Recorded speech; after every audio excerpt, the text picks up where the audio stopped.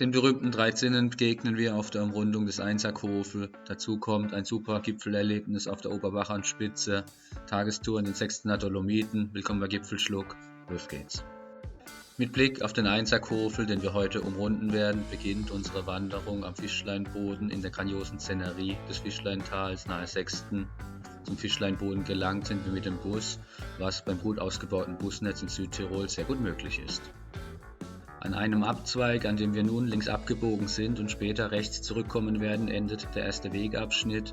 Hinter uns liegen rund 30 Gehminuten entlang der Talsohle des Fischleintals vorbei an der Talschlusshütte. Nun aber geht es steiler bergauf in Richtung Sigmondi-Hütte.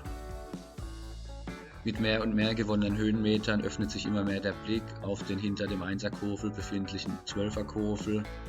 Super Szenerie, schade nur, dass meine Kamera im bewegten Videobild etwas mit dem Gegenlicht zu kämpfen hat. Nach guten 2,5 Stunden Gehzeit und 800 Höhenmetern im Anstieg erreichen wir die Sigmondi-Hütte auf 2235 Metern, wo uns eine tolle Aussicht erwartet. Östlich von uns der Elferkofel, südlich von uns der Zwölferkofel. Ab der Sigmondi-Hütte wandern wir nun in westlicher Richtung weiter stetig bergauf. Grundsätzlich sind wir auch dort weiterhin auf einfachen Wegen unterwegs wie während der gesamten Tour. Die Herausforderung dieser Wanderung besteht überwiegend aus der Länge. Es ist einiges an Kondition mitzubringen, bei 7 bis 8 Stunden Gehzeit, 1350 Höhenmeter im An- und Abstieg und über 20 Kilometer zu gehen.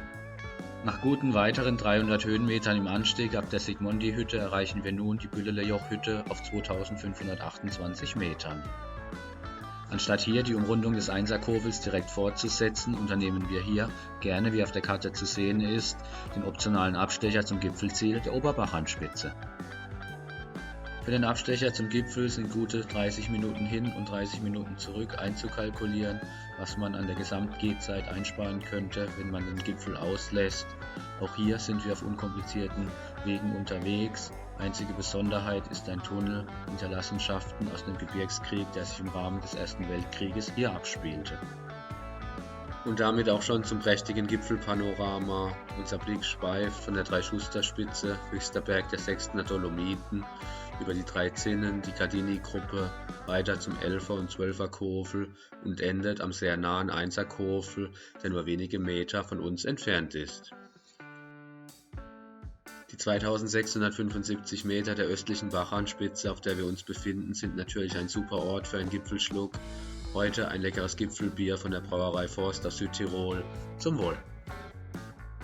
Bei weiterhin wunderbarem Panorama geht es auf gleichem Wege nun zurück zur Büllelejoch-Hütte, die übrigens, wie die anderen Einkehrmöglichkeiten auch, mit Ausnahme der deutlich tiefer gelegenen Talschlusshütte an dem 10. Oktober meiner Wanderung 2025 alle geschlossen hatten.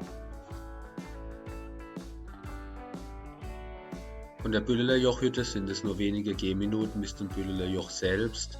Dort erwartet uns ein kurzer steilerer Abstieg, bevor die Route weiter ohne großes Gefälle entlang der Nordflanke des Patternkofels geradlinig Richtung Dreizinnenhütte führt. Diese Wanderung wurde übrigens maßgebend inspiriert vom empfehlenswerten Roter Wanderführer Sechstener Dolomiten. Den Link zum Buch findet ihr unten in der Videobeschreibung. Nach einer guten Gehstunde ab dem Büllelejoch erreichen wir nun die Dreizinnenhütte auf 2405 Metern. Dort erwartet uns mit den drei Zinnen eines der Wahrzeichen der Alpen in seiner berühmten Nordansicht. Natürlich ist hier einiges los, wobei die meisten Leute die Dreizinnenhütte über das südlich der drei Zinnen gelegene und mit Pkw und Bus erreichbare Rifugio Auronzo erreichen. Von dort aus sind es nur gut 1,5 Gehstunden bei wenigen zu bewältigenden Höhenmetern. Für mich geht es nun auf den 900 Höhenmeter zählenden und damit etwas ruhigeren Abstieg ins Fischleintal. Sehr beeindruckend dabei ist die steil aufragende Nordseite des Einsackhofel inklusive Bachanspitze, auf deren Gipfel wir uns vor wenigen Stunden noch relativ unkompliziert befunden hatten. Nach erfolgreichem Abstieg ins Fischleintal kann man den Blick auf den Einsackhofe einwandfrei weiter auskosten bei einem Bierchen in der Talschlusshütte, die nur 30 Gehminuten von der Bushaltestelle entfernt ist. Hinter uns liegt eine grandiose Tagestour für die einiges an Kondition bei geringen technischen Anforderungen mitzubringen ist. Ich hoffe, dieses Video hat euch gefallen. Schaut auch gerne in weitere Videos auf meinem Kanal rein. Im Rahmen dieses Dolomitenurlaubs sehr empfehlenswert auch die Besteigung des Dürrensteins. In diesem Sinne, bis zum nächsten Mal bei Gipfelschluck.